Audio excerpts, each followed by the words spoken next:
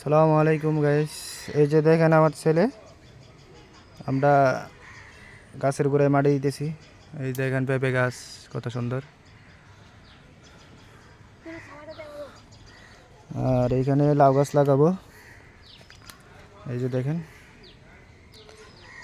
এগুলো চা পাতা শুকানোর জন্য রাখছি আর কি। এই যে দেখেন এদিকে কচু গাছ আছে।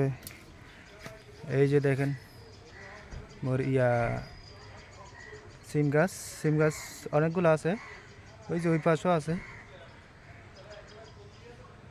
এই যে দেখেন বেগুন গাছ, বেগুনও হয়েছে।